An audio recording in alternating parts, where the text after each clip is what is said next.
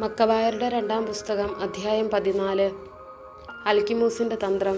3 കൊല്ലത്തിനു ശേഷം സെല്യൂക്കസിൻ്റെ പുത്രൻ ദെമത്രിയൂസ് കടൽമാർഗം സുശക്തമായ ഒരു സേനയോടും കപ്പൽ പടയോടും കൂടെ ത്രിപ്പോളിസ് തുറമുഖത്തെത്തിയിരിക്കുന്നുവെന്ന് യൂദാസും അനുചരന്മാരും കേട്ടു. അവൻ അന്ത്യോക്കസിനെയും അവൻ്റെ രക്ഷകർത്താവായ ലിസിയാസിനെയും നിഗ്രഹിച്ച് രാജ്യം കൈവശപ്പെടുത്തിയിരിക്കുന്നുവെന്നും അവർ അറിഞ്ഞു. പ്രധാന പുരോഹിതനായിരുന്നെങ്കിലും പിന്നീട് ഛിദ്രത്തിൻ്റെ കാലത്ത് സ്വമനസ മലിനനായി തീർന്ന അൽക്കിമൂസ് എന്നൊരുവൻ തനിക്ക് നിർബാധം ജീവിക്കാനോ വീണ്ടും ബലിപീഠത്തിൽ ശുശ്രൂഷിക്കാനോ മാർഗമില്ലെന്ന് മനസ്സിലാക്കി. അവൻ 151 ആണ്ട് ദെമത്രിയൂസ് രാജാവിൻ്റെ അടുത്തെത്തി ആചാരമനുസരിച്ച് ഒരു സ്വർണ്ണ മകുടവും ഈന്തപ്പന കൈയും ദേവാലയത്തിൽ സൂക്ഷിച്ചിരുന്ന ഏതാനും ഒലിവ് ശാഖകളും സമ്മാനിച്ചു. അന്നേ ദിവസം അവൻ ഒന്നും സംസാരിച്ചില്ല. എന്നാൽ ദെമത്രിയൂസ് അവനെ കാര്യാലോചനാ സംഘത്തിലേക്ക് ക്ഷണിക്കുകയും യഹൂദരുടെ താൽപ്പര്യങ്ങളെയും ലക്ഷ്യങ്ങളെയും കുറിച്ച് ആരായുകയും ചെയ്തപ്പോൾ അവന് തൻ്റെ ഭ്രാന്ത ലക്ഷ്യങ്ങൾ ഉന്നയിക്കാൻ അവസരം ലഭിച്ചു. അവൻ പറഞ്ഞു, യൂദാസ് മക്കബെയൂസിൻ്റെ നേതൃത്വത്തിൽ ഹസിദേയർ എന്ന് വിളിക്കപ്പെടുന്ന ഒരു യഹൂദ സമൂഹമുണ്ട്. അവരാണ് യുദ്ധവും കലാപവും വളർത്തുന്നത്. രാജ്യത്ത് ശാന്തി കൈവരാൻ അവർ സമ്മതിക്കുകയില്ല. അതിനാലാണ് എനിക്ക് പൈതൃകമായി ലഭിച്ചിട്ടുള്ള പദവി, പ്രധാന പുരോഹിത സ്ഥാനം ഉപേക്ഷിച്ച് ഞാനിവിടെ വന്നിരിക്കുന്നത്. എനിക്ക് രാജാവിൻ്റെ കാര്യങ്ങളിലുള്ള ആത്മാർത്ഥമായ താല്പര്യമാണ് എന്നെ ഇങ്ങോട്ട് നയിച്ച ഒന്നാമത്തെ കാരണം. രണ്ടാമത്തേത് സഹപൗരന്മാരെക്കുറിച്ചുള്ള ശ്രദ്ധ.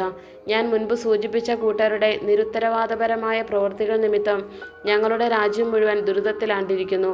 കാര്യങ്ങൾ അങ്ങ് സൂക്ഷ്മമായി അറിഞ്ഞിരിക്കുന്നതിനാൽ മഹാരാജാവെ, അങ്ങേക്ക് എല്ലാവരോടുമുള്ള ദയാവായ്പ് ഞങ്ങളോടും ദുരിതമനുഭവിക്കുന്ന ഞങ്ങളുടെ ജനത്തോടും ഉണ്ടായിരിക്കണമേ. യൂദാസ് ജീവിച്ചിരിക്കുന്നിടത്തോളം കാലം രാജ്യത്ത് സമാധാനമുണ്ടാവുകയില്ല. അൽക്കിമൂസ് പറഞ്ഞു നിർത്തിയപ്പോൾ യൂദാസിൻ്റെ വൈരികളായ രാജസുഹൃത്തുക്കൾ ദെമത്രിയൂസിൻ്റെ കോപാഗ്നിയെ ആളിക്കത്തിച്ചു.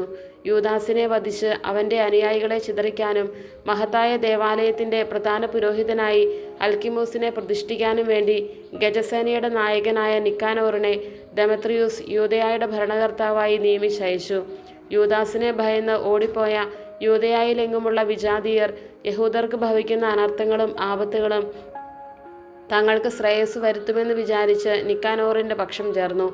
നിക്കാനോറും യൂദാസും മിത്രങ്ങൾ. നിക്കാനോറിൻ്റെ വരവും വിജാതീയരുടെ ഒരുമിച്ച് കൂടലും അറിഞ്ഞ യഹൂദജനം ശിരസിൽ പൂഴി വിതറുകയും തൻ്റെ ജനത്തെ എന്നേക്കുമായി സ്ഥാപിച്ചവനും തൻ്റെ അവകാശമായ ജനത്തിന് തന്നെ വെളിപ്പെടുത്തി സദാ തുണയ്ക്കുന്നവനുമായ കർത്താവിനോട് പ്രാർത്ഥിക്കുകയും ചെയ്തു. നേതാവിൻ്റെ കൽപ്പനയനുസരിച്ച് അവർ വേഗം പുറപ്പെട്ട് ദസാവു എന്ന ഗ്രാമത്തിലെത്തി ശത്രുക്കളുമായി ഏറ്റുമുട്ടി. യൂദാസിൻ്റെ സഹോദരൻ ഷിമിയോൻ നിക്കാനോറിനെ നേരിട്ടുവെങ്കിലും ശത്രുവിൻ്റെ അപ്രതീക്ഷിതമായ മുന്നേറ്റം അവനെ അമ്പരപ്പിച്ച് തൽക്കാലത്തേക്ക് തടഞ്ഞു നിർത്തി. യൂദാസിൻ്റെയും അനുചരന്മാരുടെയും ധീരതയും തങ്ങളുടെ നാടിനു വേണ്ടിയുള്ള യുദ്ധത്തിൽ പ്രകടിപ്പിക്കുന്ന വീര്യവും അറിഞ്ഞ നിക്കാനോർ രക്തച്ചൊരിച്ചിലിലൂടെ കാര്യത്തിന് തീരുമാനമുണ്ടാക്കാൻ മടിച്ചു. സൗഹൃദ ഉടമ്പടിക്കായി അവൻ പൊസിദോനിയൂസ്, തെയോദോത്തൂസ്, മത്താത്തിയാസ് എന്നിവരെ അവരുടെ അടുക്കലേക്ക് അയച്ചു. വ്യവസ്ഥകളെക്കുറിച്ച് വിശദമായി ചർച്ച ചെയ്തതിന് ശേഷം നേതാവ് സൈന്യത്തെ വിവരം ധരിപ്പിച്ചു. എല്ലാവരും ഏക അഭിപ്രായക്കാരായിരുന്നതിനാൽ ഉടമ്പടിക്ക് സമ്മതം നൽകി. അനന്തരം നേതൃസമ്മേളനത്തിന് ദിവസം നിശ്ചയിച്ചു. ഇരു സൈന്യത്തിലും നിന്ന് ഓരോ രഥം മുൻപോട്ട് വന്നു. പദവിക്കൊത്ത ഇരിപ്പിടങ്ങൾ സജ്ജമാക്കിയിരുന്നു. ശത്രുപക്ഷത്തു നിന്ന് അപ്രതീക്ഷിതമായി വരാവുന്ന ചതിപ്രയോഗങ്ങളെ തടയാൻ മർമ്മസ്ഥാനങ്ങളിൽ യൂദാസ് ആയുധധാരികളെ നിർത്തിയിരുന്നു. സമ്മേളനം യഥോചിതം നടന്നു. നിക്കാനോർ ജെറുസലേമിൽ താമസം തുടർന്നു. അവൻ അനുചിതമായി ഒന്നും പ്രവർത്തിച്ചില്ല. മാത്രമല്ല, തൻ്റെ പക്ഷത്തു ചേർന്നിരുന്ന ജനങ്ങളെ പിരിച്ചുവിടുകയും ചെയ്തു. അവൻ യൂദാസിനെ വിട്ടുപിരിയാതെ നിന്ന് അവനോട് ഗാഢമായ സൗഹൃദം പുലർത്തി. വിവാഹം ചെയ്യാൻ യൂദാസിനെ അവൻ നിർബന്ധിക്കുകയും അവന് സന്താനങ്ങൾ ഉണ്ടായിക്കാണാൻ ആഗ്രഹം പ്രകടിപ്പിക്കുകയും ചെയ്തു. അങ്ങനെ യൂദാസ് വിവാഹിതനായി മറ്റുള്ളവരോടൊപ്പം സ്വസ്ഥ ജീവിതം നയിച്ചു. ദേവാലയത്തിനെതിരെ ഭീഷണി. എന്നാൽ അവരുടെ സൗഹൃദം കണ്ട അൽക്കിമൂസ് ഉടമ്പടി പത്രികയും കൊണ്ട് ദെമത്രിയൂസിൻ്റെ അടുത്തെത്തി. നിക്കാനോർ രാജദ്രോഹിയായ യൂദാസിനെ തൻ്റെ പിൻഗാമിയായി നിയമിച്ച് രാജാവിനോട് അവിശ്വസ്തത കാണിച്ചിരിക്കുന്നു എന്ന് പറഞ്ഞു. ആ നീചന്റെ വ്യാജമായ കുറ്റാരോപണങ്ങളാൽ രാജാവ് ക്ഷുബ്ധനും കോപാക്രാന്തനുമായി. ഉടമ്പടിയിൽ താൻ അസന്തുഷ്ടനാണെന്നും ഉടനടി മക്കബെയൂസിനെ ബന്ധനസ്ഥനാക്കി അന്ത്യോക്യയിലേക്ക് അയക്കണമെന്നും നിക്കാനോറിന് കൽപ്പന അയച്ചു. സന്ദേശം ലഭിച്ച നിക്കാനോർ യൂദാസ് ഒരു തെറ്റും ചെയ്യാതിരിക്കെ ഉടമ്പടി അസാധുവാക്കേണ്ടി വരുന്നതോർത്ത് അസ്വസ്ഥനായി. രാജാവിനെ എതിർക്കുക അസാധ്യമായതിനാൽ തന്ത്രപൂർവ്വം രാജകൽപ്പന നിർവഹിക്കാൻ അവൻ അവസരം കാത്തു. നിക്കാനോർ തന്നോട് കൂടുതൽ പരുഷമായി പെരുമാറുന്നുവെന്നും അവൻ്റെ സന്ദർശനങ്ങൾ അസാധാരണമായ കാർക്കശ്യത്തോടു കൂടിയതാണെന്നും മക്കബെയൂസ് കണ്ടു. അത് ദുരുദ്ദേശപരമെന്ന് മനസ്സിലാക്കി അവൻ തൻ്റെ അനുയായികളിൽ ഒട്ടേറെ പേരോടുകൂടെ ഒളിവിൽ പോയി. യൂദാസ് തന്നെ സമർത്ഥമായി കബളിപ്പിച്ചിരിക്കുന്നുവെന്ന് നിക്കാനോർ കണ്ടു. അവൻ വിശുദ്ധവും മഹത്തരവുമായ ദേവാലയത്തിലെത്തി. അവിടെ പതിവനുസരിച്ച് ബലികൾ അർപ്പിച്ചുകൊണ്ടിരുന്ന പുരോഹിതന്മാരോട് അവനെ പിടിച്ചേൽപ്പിക്കാൻ ആജ്ഞാപിച്ചു. അവൻ അന്വേഷിക്കുന്ന ആൾ എവിടെയെന്നറിയില്ലെന്ന് അവർ ആണയിട്ട് പറഞ്ഞപ്പോൾ അവൻ ശ്രീകോവിലിനു നേരെ കൈ ചൂണ്ടിക്കൊണ്ട് ശപഥപൂർവ്വം ആക്രോശിച്ചു. യൂദാസിനെ ബന്ധനസ്ഥനാക്കി ഏൽപ്പിച്ചില്ലെങ്കിൽ ഈ ദേവാലയം നശിപ്പിച്ച് ബലിപീഠം ഞാൻ തകർക്കും. തൽസ്ഥാനത്ത് ദിയോനീസൂസിന് ഒരു മഹാക്ഷേത്രം ഞാൻ പണിയും. ഇത് പറഞ്ഞിട്ട് അവൻ അവിടെ നിന്ന് പോയി. അപ്പോൾ പുരോഹിതന്മാർ സ്വർഗത്തിലേക്ക് കൈകൾ ഉയർത്തി തങ്ങളെ എന്നും രക്ഷിക്കുന്നവനെ വിളിച്ച് ഇങ്ങനെ പ്രാർത്ഥിച്ചു: സകലത്തിൻ്റെയും നാഥ, ഒന്നിൻ്റെയും ആവശ്യം അങ്ങേക്കില്ല.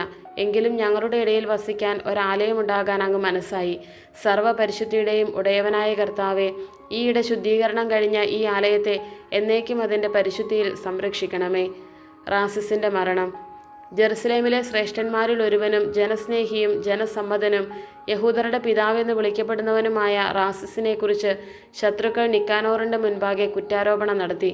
വിജാതീയരുമായി ഒരു സംസർഗവുമില്ലാതിരുന്ന കഴിഞ്ഞ കാലത്ത് യഹൂദ വിശ്വാസത്തിൻ്റെ പേരിൽ കുറ്റം ചുമത്തപ്പെടുകയും യഹൂദ വിശ്വാസത്തിനു വേണ്ടി തീഷ്ണതാപൂർവം ശരീരവും ജീവനും അപകടത്തിലാക്കുകയും ചെയ്തവനാണ് റാസിസ്. നിക്കാനോർ തനിക്ക് യഹൂദരോടുള്ള വെറുപ്പ് തെളിയിക്കാൻ ഇച്ഛിച്ച് 500-ലധികം പടയാളികളെ അയച്ച് റാസിസിനെ ബന്ധനസ്ഥനാക്കാൻ ശ്രമിച്ചു. യഹൂദർക്ക് അത് ആഘാതമാകുമെന്ന് അവൻ പ്രതീക്ഷിച്ചു. പടയാളികൾ ഗോപുരം പിടിച്ചടക്കുമെന്നുള്ള ഘട്ടത്തിലായി. അവർ അങ്കണ കവാടത്തോടടുത്തു. വാതിലുകൾ തീവയ്ക്കാൻ ഉത്തരവ് നൽകപ്പെട്ടു. അപകടസ്ഥിതി മനസ്സിലാക്കിയ റാസിസ് സ്വന്തം വാളിന്മേൽ വീണു. പാപികളുടെ കരങ്ങളിൽ പതിച്ച് തൻ്റെ കുലീന ജന്മത്തിന് യോഗ്യമല്ലാത്ത അതിക്രമങ്ങൾ സഹിക്കുന്നതിനേക്കാൾ മാന്യമായി മരിക്കാൻ അവൻ ഇഷ്ടപ്പെട്ടു. എന്നാൽ ഉത്കണ്ഠയും തിടുക്കവും മൂലം വീഴ്ച ലക്ഷ്യം തെറ്റി. സൈന്യം വാതിലുകളിലൂടെ തള്ളിക്കയറിക്കൊണ്ടിരുന്നു. അവൻ ധീരതയോടെ ഓടി മതിലിൽ കയറി പടയാളികളുടെ മധ്യത്തിലേക്ക് വീരോചിതമായി ചാടി. പടയാളികൾ തിടുക്കത്തിൽ പിൻവാങ്ങി. അങ്ങനെ ഒഴിഞ്ഞു കിട്ടിയ സ്ഥലത്ത് അവൻ വീണു. അവൻ എന്നിട്ടും മരിച്ചില്ല. കോപം ജ്വലിച്ച് അവൻ എഴുന്നേറ്റു. കഠിനമായ മുറിവുകളിൽ നിന്ന് രക്തം കുതിച്ചൊഴുകി. സൈന്യത്തിനിടയിലൂടെ അവൻ പാഞ്ഞു ചെന്ന് കുത്തനെയുള്ള ഒരു പാറയിൽ കയറി. രക്തം മുഴുവൻ വാർന്നു കഴിഞ്ഞു. ഇരു കൈകൾ കൊണ്ടും തൻ്റെ കുടലുകൾ പറിച്ചെടുത്ത് അവ തനിക്ക് തിരിച്ചു തരണമെന്ന ജീവന്റെയും ചേതനയുടെയും കർത്താവിനോട് പ്രാർത്ഥിച്ചുകൊണ്ട് അവൻ ആ പടയാളികളുടെ മധ്യത്തിലേക്ക് വലിച്ചെറിഞ്ഞു. ഈ വിധമായിരുന്നു അവൻ്റെ മരണം. അധ്യായം 15. നിക്കാനോറിൻ്റെ ദൈവദൂഷണം. യൂദാസും അനുചരന്മാരും സമരിയ പ്രദേശത്തെത്തിയിരിക്കുന്നുവെന്ന് നിക്കാനോർ കേട്ടു. ഏറ്റവും സുരക്ഷിതമായി വിശ്രമനാളിൽ അവരെ ആക്രമിക്കാൻ അവൻ പരിപാടി തയ്യാറാക്കി. അവനെ അനുഗമിക്കാൻ നിർബന്ധിതരായി തീർന്ന യഹൂദർ അവനോട് പറഞ്ഞു: ക്രൂരവും കിരാതവുമായ ഇത്തരം നശീകരണം തുടരരുത്.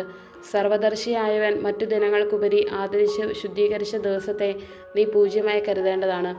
അപ്പോൾ ആ അഭിഷപ്തൻ അവരോട് സാബത്ത് ദിനം ആചരിക്കാൻ കൽപ്പിച്ചിട്ടുള്ള ഒരു രാജാവ് സ്വർഗത്തിലുണ്ടോ എന്ന് ചോദിച്ചു. അവർ പ്രഖ്യാപിച്ചു: ജീവിക്കുന്ന കർത്താവായ സ്വർഗീയ രാജാവാണ് 7-ാം ദിവസം ആചരിക്കണമെന്ന് കൽപ്പിച്ചിട്ടുള്ളത്. അവൻ പ്രതിവചിച്ചു: ഞാനും ഭൂമിയിലൊരു രാജാവാണ്. ആയുധമേന്തി രാജശാസനം അനുവർത്തിക്കാൻ ഞാൻ നിങ്ങളോട് ആജ്ഞാപിക്കുന്നു. എങ്കിലും അവൻ്റെ നീച താൽപ്പര്യങ്ങൾ സഫലമാക്കാൻ അവന് കഴിഞ്ഞില്ല. ഗർവിഷ്ഠനും ധിക്കാരിയുമായി നിക്കാനോർ യൂദാസിനെയും അനുചരന്മാരെയും കീഴടക്കി വിജയത്തിൻ്റെ പരസ്യ സ്മാരകം സ്ഥാപിക്കാൻ നിശ്ചയിച്ചു.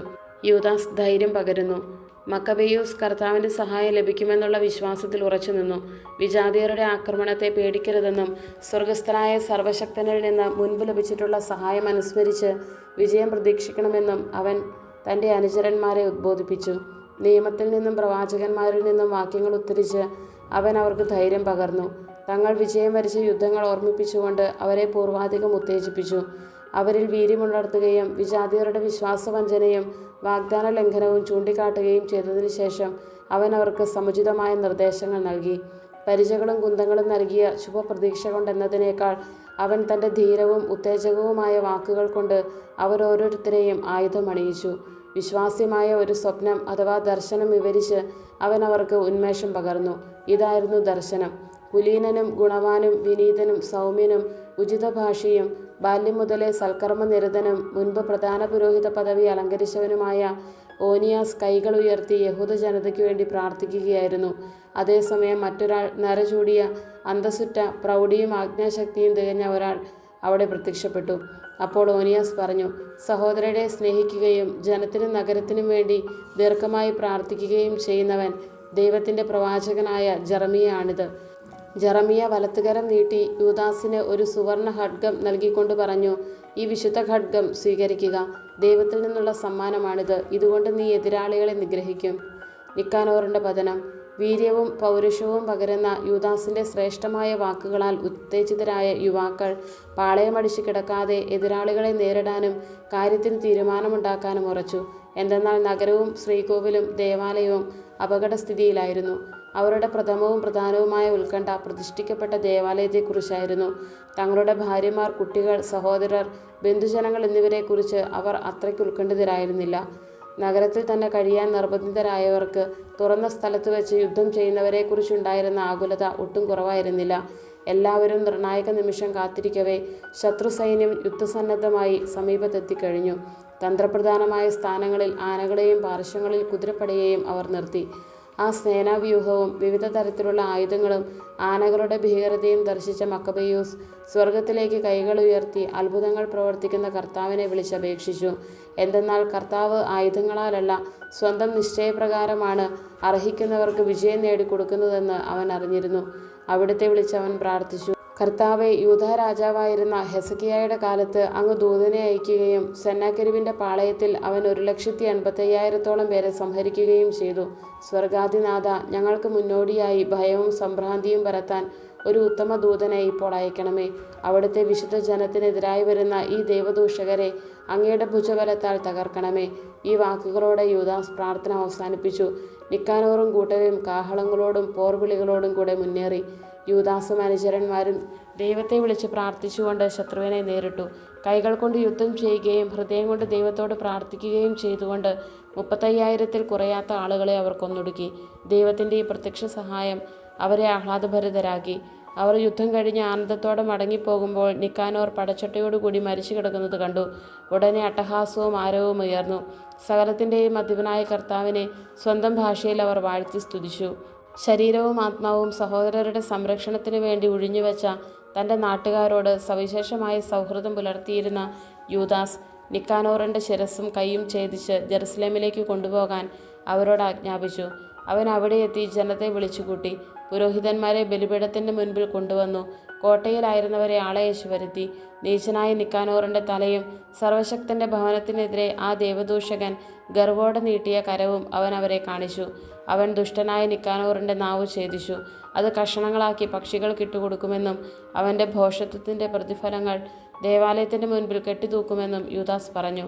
അവരെല്ലാവരും സ്വർഗത്തിലേക്ക് നോക്കി തങ്ങൾക്ക് തന്നെ വെളിപ്പെടുത്തിയ കർത്താവിനെ സ്തുതിച്ചു പറഞ്ഞു, സ്വന്തം ഭവനം അശുദ്ധമാകാതെ കാത്തുസൂക്ഷിച്ചവൻ വാഴ്ത്തപ്പെടട്ടെ.